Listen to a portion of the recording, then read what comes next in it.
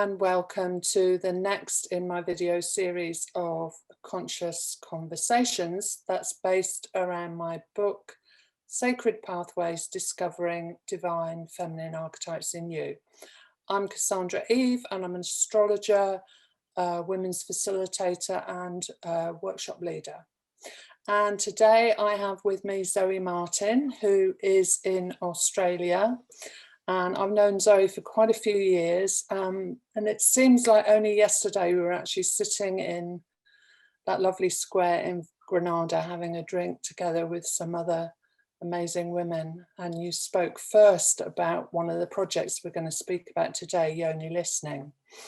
So Zoe is a multimedia artist, a researcher, life drawing teacher and model, and she specializes in body image, creativity and sexuality.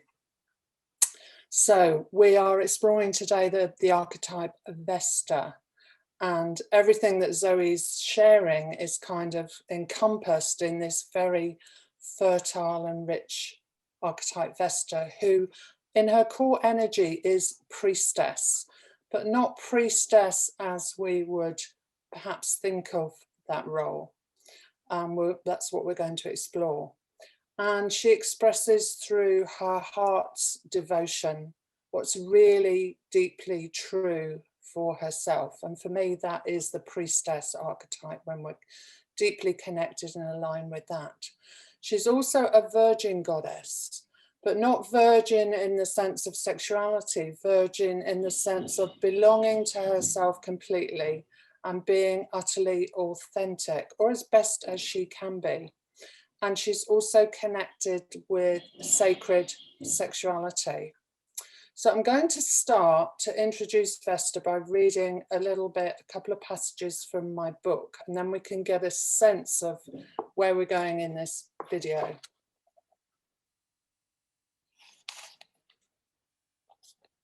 So Vesta is a virgin goddess. She stands alone in her authenticity, focused on what is deeply sacred in her being. Her capacity is one of wholeness and autonomy. She keeps the sacred flame alight in herself and ignites it in those with whom she connects. She is wholly herself, devoted to her heart expression and focused on her passions. Priestess Vesta reveals to us the ancient links between spirituality and sexuality, where the body with its sexual expression was revered and honored as a pathway to the divine. A priestess was the guardian of the sacred fire within the temple environment and acted as a vessel of the divine through her opening in sexual connection. And I'm just going to read a little bit about the history to give a context for kind of where we are now, where it was then. You know, we're talking about BCE, and how that's evolved or devolved. So the root of the Vesta archetype lies in ancient times, when the role of priestess was both a sacred and sexual devotion. Sexuality was known and honored as a cleansing sacred ritual, as a pathway to the divine. Men and women were connected to the eternal cycles of life, death, and rebirth through the natural cycles of the earth, moon, and planetary cycles. They were in direct participation with these natural cycles through ritual. There was a natural living, intuitive connection to the earth and her rhythms of abundance and scarcity. The sacred ritual of renewal through sexual union was celebrated within tribal cultures. In the matriarchal temples, the priestess served openly and sexually for men to connect with the goddess energies. Soldiers returning from war would visit the temple before going home to their family. The sexual act was a cleansing. It removed the aggressive energy of war from the soldier's body. The priestess transmuted these coarser vibrations through the sexual act and her devotional service. The soldier went home to his family in peace. Sexuality and the sacred were unified and connected to deep understanding and honoring of our earth connection, the fact that we are souls experiencing through animal bodies, In the more naturally connected rhythms of these ancient times, woman was known as the vessel of the divine feminine through her sacred sexual opening. So then what happened was, long story short, the patriarchy came in and the priestesses became Vestal virgins. Virgins literally in the sense that we know it now, and their sexuality was deemed as sacred, and if they were in any sexual act whatsoever, the penalty was death. And then that further devolved into the role of the nun in medieval times. So we can see how this process of sacredness and sexuality was split. So Zoe, I really welcome you to come and dive into this, whatever this brings up in us for us to share. Particularly, I know you as an artist, but more recently through your project called Yoni Listening, which whenever I mention it to anyone, there's immediately like the ears prick up and people go, what is that? So how did your journey as an artist unfold to this point where you are now with Yoni Listening? And actually, what is Yoni Listening? What is it as a project? Sure. Thanks, Cassandra. Thank you for having me. It's been an honor to read your book and to dive into Vesta. I resonate so deeply. I guess my journey began as a child, just with my innate curiosity and creativity. I declared when I was 12 that I was going to be an artist. But primarily it was my curiosity about myself. So I noticed that I was uniquely curious about my body. And it wasn't until I was much older and went through life experiences that I started to express that in art. And as a young artist, I guess I drew from nature, but it quickly moved to my female body and my femaleness. And as I studied, the feminist movements and feminist art soon opened me up to I just felt home because of my life experiences that I'd been through as a woman, as a mother, everything. I soon found my self-expression really valued amongst other like feminist artists throughout history. And then I started diving into the mysteries of the feminine, and it was just like you can't go back from that when you start reading and you start seeing and exploring that art. I get goosebumps even talking about it. There's just no turning back. So even though I was confronted, I think what I've loved throughout my journey to this point as an emerging artist and now to this project, even though I was confronted, I remember distinctly when I saw Maria Abramovich's work about menstrual blood, and I was in grade 12 in my senior year, and I remember just my knee-jerk reaction that that's not art. And something grabbed me because I ended up going down quite a conceptual road in my tertiary education and really pushing the boundaries of what is art, and all intertwined with domestic duties, female bodies, and patriarchal lens of the female body. So that's all led me to Yoni Listening. And what is Yoni Listening? What is it? The juicy stuff. I'm so glad because people, you said when people's ears prick up, I've got a bit of an elevator pitch, and then I've got the more, in-depth pitch because, to sum it up, my project is called Yoni Listening, Acoustic Explorations of the Vagina. And to sum it up very basically, I take what is called a hydrophone, an underwater microphone, and I put it into my vaginal canal, and I record the sounds of my body and while I'm listening. So that's the core of my project. What I've discovered though is that when the microphone is in my body, I also listen with my body.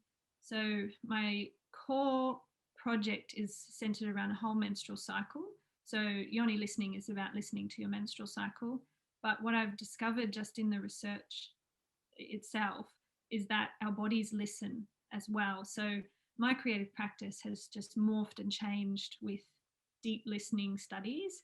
And when I started to listen to my body, both in a scientific way and in a creative way, my creative fire was just ignited in a new way. So yeah, the project is, as I said, it's centered around recording a whole menstrual cycle. But I have started to record in the ocean, and I'll record in other natural waterways. And I'm just about to explore the feminine mythologies and connections with water and our moon cycle and our menstrual cycle. And the outcomes of my research, because it's a university research, include making soundscapes from those recordings. So when I record, I document my experience and I journal, and it's very reflective process. But what I am learning to do from that is take the recordings and mix them in with other water sounds and their own sounds to create soundscapes that other people can listen to that represent my female landscape. And I want to be inclusive of all ages, genders, ethnicities. So, it's only from my perspective that I, present this research, because I'm a woman with a vagina, but I definitely include other people in the listening process. And the aim is to encourage people to listen to their bodies as well. And my main mission is to help all vaginas feel sacred again and just bring back that reverence, because I found through visual art, coming from a visual art background and now moving into sound art, which was never my intention, it just sort of took me there. I love all the visual imagery around vaginas, and I paint vulvas in roses and things. But listening has another access to our consciousness that I'm still discovering, and through meditations, through your meditations and other retreat scenarios and settings and journaling, I found that there's just a wealth of well-being. So ultimately my soundscapes, I would love to be intertwined with meditations, and I also guide women on meditations to connect more deeply to their yoni and their bodies. So amongst art installations and sort of pushing people's edge around menstruation with sound, ultimately I believe that there's real well-being aspect to this project as well. It's amazing because as you were speaking, I was seeing and hearing so many aspects of Vesta in that, both the sexuality and the listening in, the pull inward to actually connect deeply with ourselves, whatever level that is or however that expresses or manifests. But I can imagine, and I know from some of our chats that, and you use the word as well, on the edge, it's an edgy project, particularly in terms of, you're doing it within a university, a kind of mainstream education environment, which is a very edgy, courageous and authentic act as well. So, how was or is that process in you? What were the challenges in that? Yeah, for sure. It's even though it's sort of familiar to a lot of us and a lot of women that I am in circles with, I think it's still an edge, and it still even surprises me when I talk life drawing and things that some people don't know what life drawing is. And I found mainly with this project and Yoni listening is around the language. Some of the main challenges is obviously for anyone who doesn't know what Yoni means, it's a Sanskrit word for sacred space, and it is often used to describe the female genitalia generally, to bring more honor and reverence. But yeah, I found that there's still a very logical and scientific and masculine result-driven language around it in the academic realm anyway, and which perpetuates secrecy and fear of the unknown. So I'm having to work my way around that, and I'm very fortunate to have some wonderful female supervisors and other female academics in that realm really really driving it forward to change the language into a more reflective, more I, the researcher, in the text, like in the writing. So you find a lot of academic language is, like you could put anybody in there. You really don't know who it's talking about. They often take the first person out. So I'm working around that language in the mainstream, and working on framing it in a more embodied language. That also motivates me to be more expressive with my emotions and use more sort of feeling language and explain the process more rather than being result driven. Which is that sort of patriarchal kind of, well, what is this for? What does this mean? What is this useful for? And it's like, just step back and just let's be in it and include the process. Which it's a practice-based research, which is largely reflective and very much driven by the process itself. So I'm working with that. As I said, my supervisors are leaders in their field, helping me to distribute the work on that level. So obviously I'll have results and I'll have outcomes of my research, but it can morph and change, which I find is more feminine, right? So but not everyone sort of gets that. So that's sort of been my main challenge. And I'm in the process of finding more funding. So I'm very blessed that most people are very supportive. And I'm just checking my notes because there's a lot of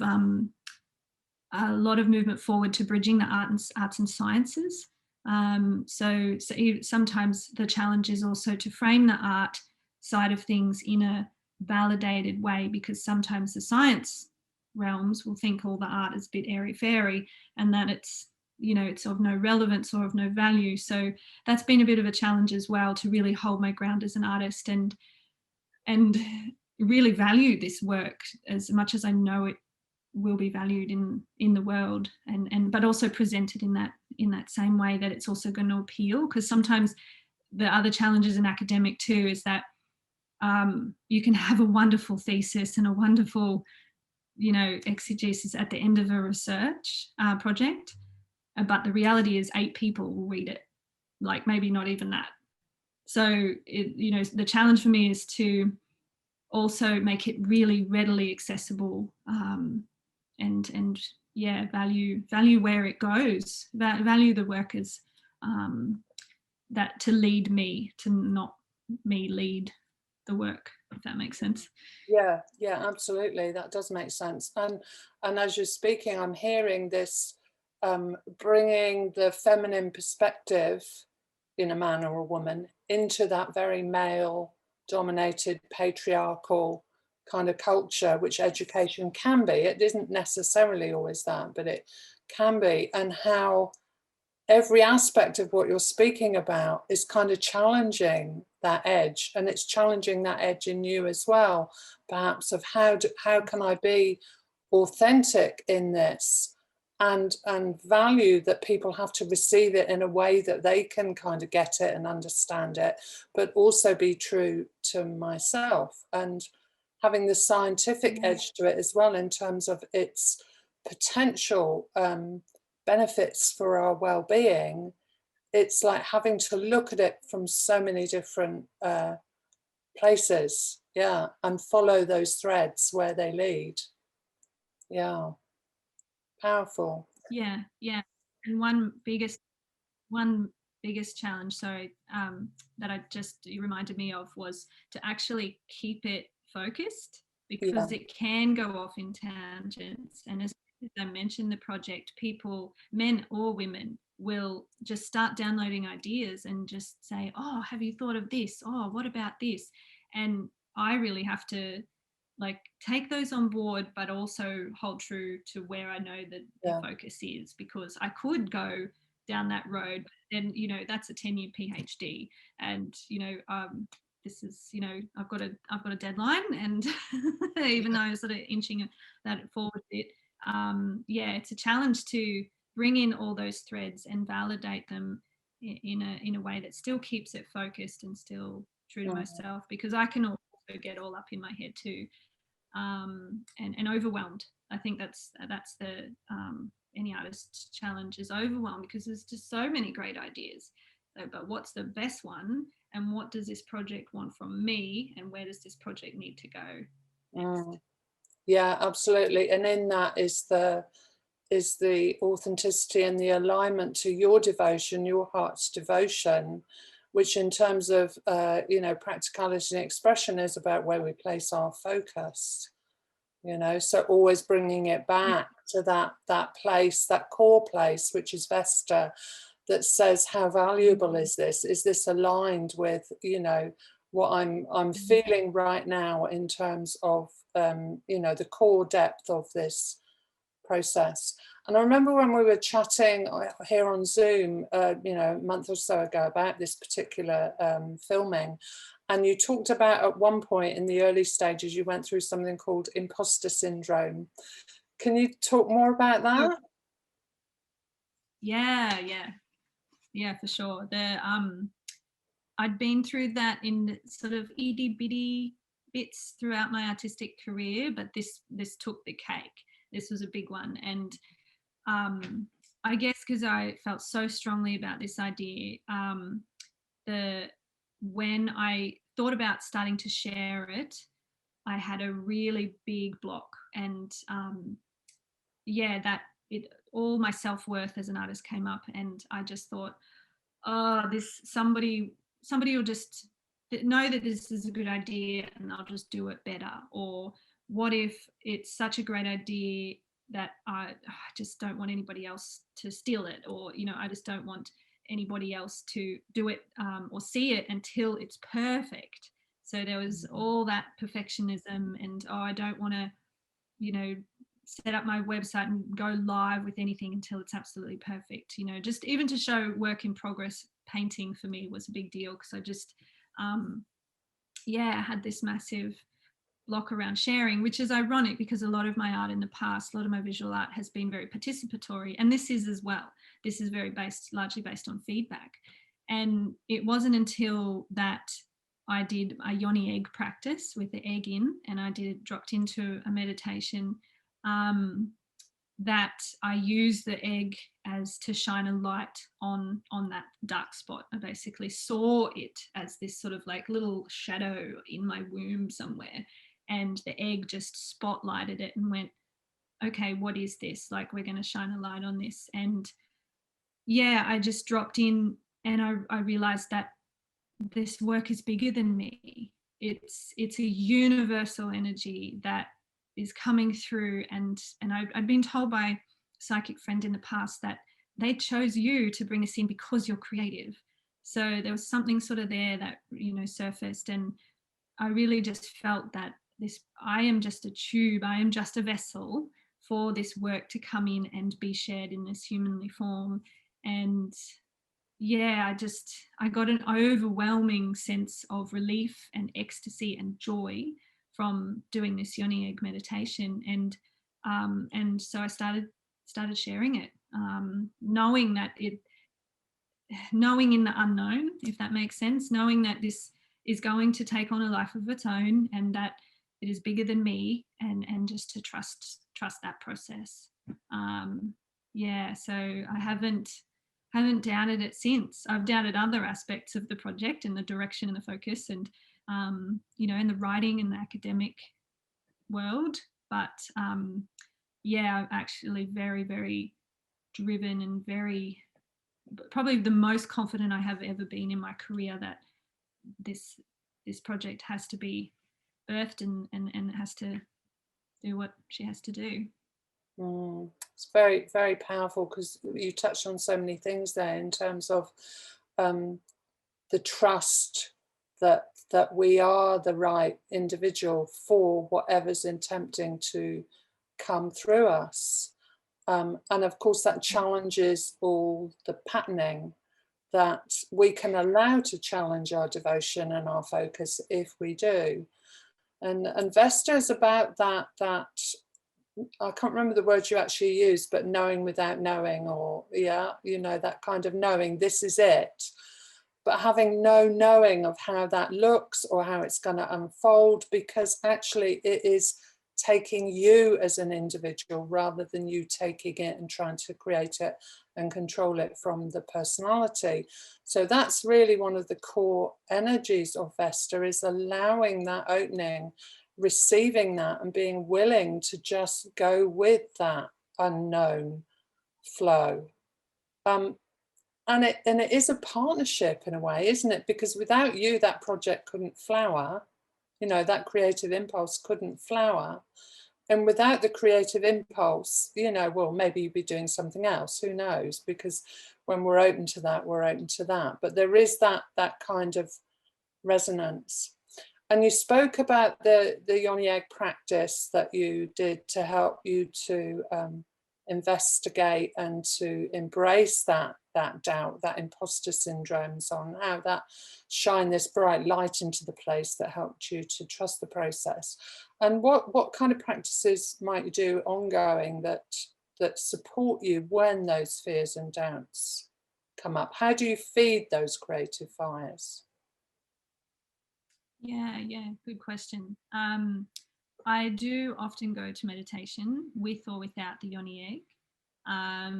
I've just started breathwork exercise with a friend of mine, and supporting her in breathwork with cacao ceremony, and it all fits in really nicely with the creative process. So I find that often, I would just use some breathwork. I often use my cycle times and my seasons. So I really focus and get really real in those seasonal times. And when I do allow myself to rest, strangely, that feeds my fire, and it opens me up to have those downloads of writing. I also draw my Yoni. Have a looking session, which it also sort of preludes drawing. I have, a wonderful self-pleasure practice, and, just even massage and things like that, which are all very related to my Yoni listening practice, but they also feed my creativity. So it might be writing, it might be graphic design. I'm very cyclic with that. So I think, strangely, even when I'm menstruating, that feeds my fire the most, because when I used to get sort of all fired up about things and actually not trust that time, but now I trust that time. So if I'm really questioning something or really, really passionate about something, even emotional about something, I use that. I use that and really honor that and give it time and space, and then the downloads come. It's sort of not like I need to necessarily always put in and, like you would stoke a fire. It's actually, I can just sit back and the fire sort of burns. Like, it's always there. And just listening. I think the wonderful thing about the listening practice was, I also got playful, when I just dropped all the scientific aspect and dropped all the academic aspect and just listened and just was being with my body. Then I started writing poetry. Then I started just being playful with my drawings. That it was just the presence and the willingness and the intention. And what I learned from your retreat about commitment to listening really feeds listening to my body. For instance, just as an example, last night I had written off all of yesterday. I knew that I was tired and I was in my cycle, in the peak of my cycle, and I just allowed that to happen, and I didn't worry about what I could have, should have done. I communicated with my clients and just honored myself, and lo and behold, I had the biggest writing session that nearly burnt dinner, just writing, and my creativity was just on full flow. So it's been wonderful. And I think in regards, just going back to the imposter syndrome, after I shone a light on that and I, allowed that listening to really crack me open. I did find another woman who I've been able to reference in my writing, who has used a small hydrophone or pickup mic in a similar way. And usually, if I hadn't dealt with that syndrome, that imposter syndrome, or was really in tune with my creative fire, I would have got that little tension or that knee-jerk reaction that somebody's already done my idea. And in this case, I didn't. I was like, oh my gosh, someone's doing it too. Yes. So it was really different because I was in flow. I was listening. I was excited. I was passionate. I had cleared that block of perfectionism. I was fueling my body, whatever it needed. I was so excited to find somebody that was doing it too. And I just checked in with myself and I went, oh, that's really interesting. You weren't insecure at all about someone else doing something, because you know and trust, like I know and trust that I am going to do it my way and different, and that is valuable too. Really, really powerful transmutation there of that, that more dark energy, that shadowy energy that's about self-worth and lack of self-trust, really, isn't it? And what I was hearing when you were describing, how that creative fire gets stoked is, rest, which is one of the things that has not been encouraged in our patriarchal cultures, is just as potent, if not more so, than actually actively doing something to reconnect. And even in the spiritual world, there's this thing, I must meditate, chant, or whatever it is, whatever your practice is, in order to reconnect. But actually, often, and I'm discovering this more and more, it's just simply to stop and be, or take a walk, or, just relax, literally, and listen to what my body being is needing right in that moment. So it doesn't have to look particularly spiritual as, the kind of labels that we use. It's really about that deep self-connection, which is that energy of Vesta. Yeah. Wonderful. So now we're going to take it in a slightly different direction in terms of the link with Vesta to sacred sexuality and the link to our creativity. And we could talk for hours about this. We could do a whole series, couldn't we? And maybe that's a good idea, actually. But I'm going to read a bit more from my book about that.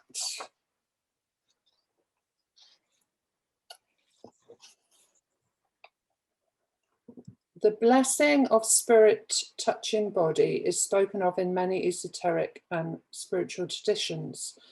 It is the mystery descending on our humanity and in it. Yet less is known of the ancient links between spirituality and sexuality. This knowledge has been hidden in the main. In Western cultures, the history of the priestess and temple cultures was purposefully destroyed. Yet there are threads that point towards the intimate connection between sex and spirit in both Hindu and Buddhist tantric traditions still. In these spiritual traditions, women were involved in Tantra as teachers and guides in the art of sexual ecstasy and transformation. Here, the conscious link between spirit and body was kept alive. The knowing of key points on the body, how they activate neural pathways and connections within and beyond the body, is core to this knowledge. There are devotional rituals and practices that serve to open these channels within oneself and in sexual connection. In these traditions, the body is acknowledged as the vibrational instrument of the divine. The vagina is known to be alive and responsive with agency. It opens in degrees like a flower opening in the sun, ready for the bee to penetrate and pollinate it. This is diametrically opposed to the passive way it is viewed in the Western mindset. Yet many women are touching on these mysteries through experience. My own experience of this is of my vagina opening and vibrating with pleasure, simply sitting in the presence of a conscious man, even one I'm not in sexual connection with. It is simply delightful, literally lightful. When a woman is open and ready in this way, the vagina returns to its natural potency. In lovemaking, it draws in the phallus, as the phallus also penetrates her body. Ecstasy is effortless and spontaneous. There is nothing more natural. This open way of ecstatic being is our birthright. When we are graced to open and be opened in this way, all forms are infused with light in pure flowing aliveness. All concepts dissolve. The belief in sin vanishes in knowing the purity of life. Sin is not sexuality as we have been taught. If there is such a thing as sin, it lies in our disconnection from the naturalness of our sexuality and the blessing of its function as an avenue of expression and transformation for spirit in body. So, as regards that, what can you share about the, what is your experience of that? So that link between, the openness, the creativity, and the sexuality. Yeah, I've really just only recently made these connections myself. I think they've always innately been there, but just being opened with this work to, more of the tantric community and intimacy coaches and conscious sexuality circles, and being involved in events here in Australia.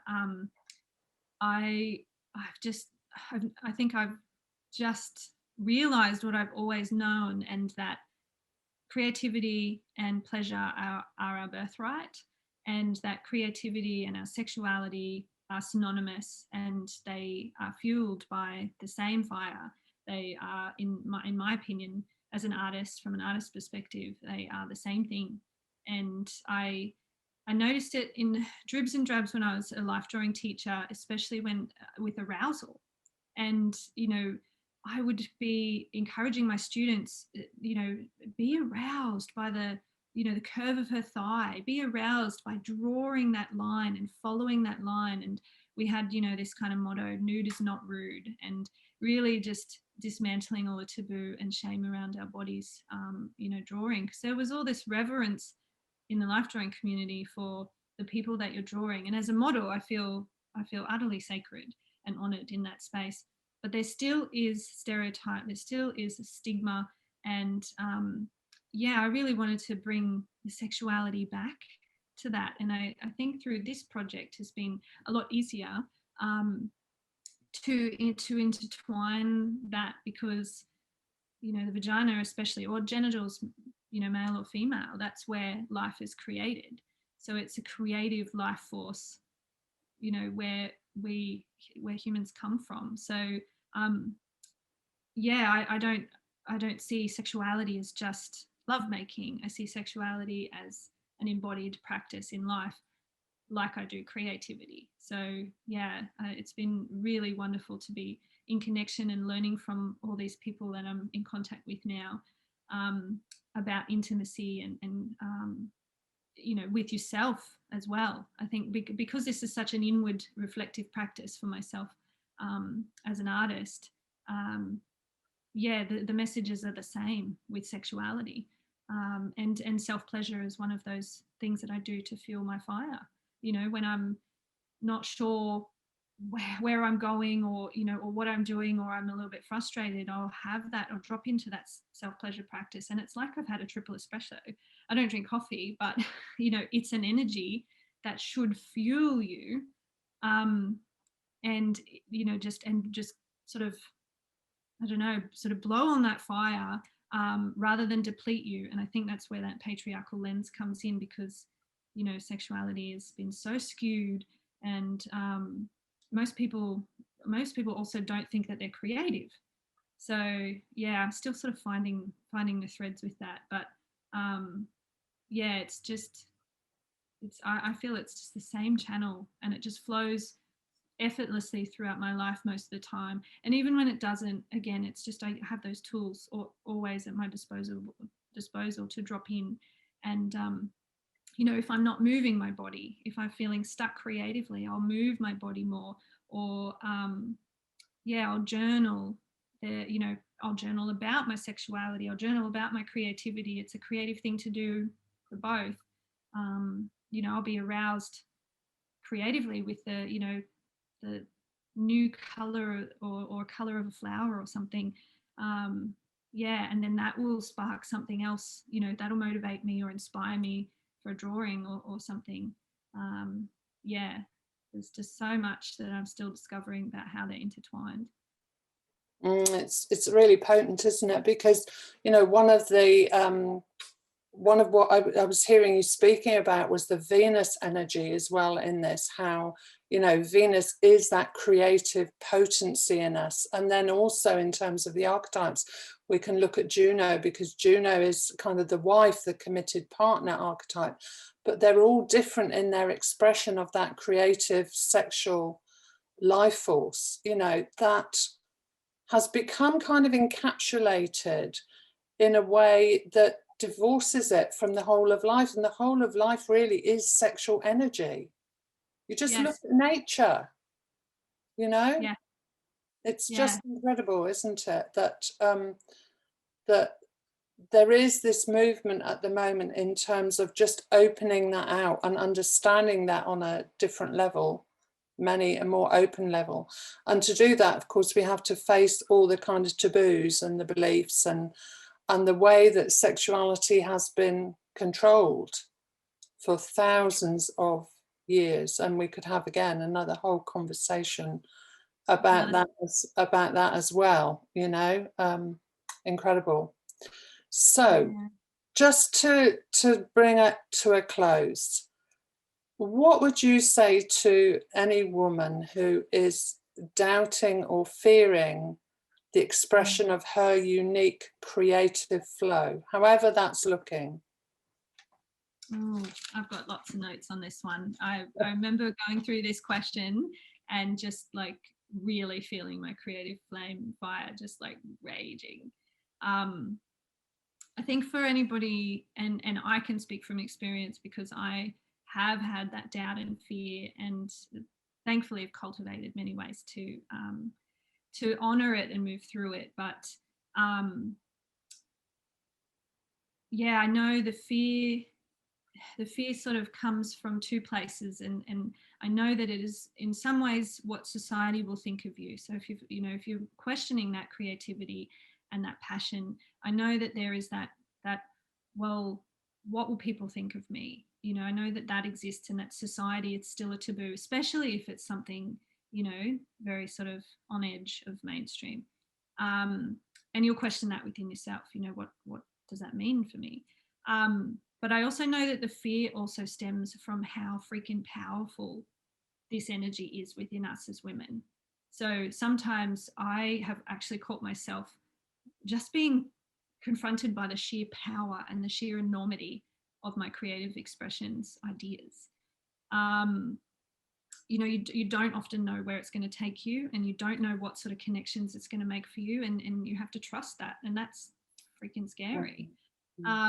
So that's easy to doubt, because we're very easily, comfortably stay in that familiarity.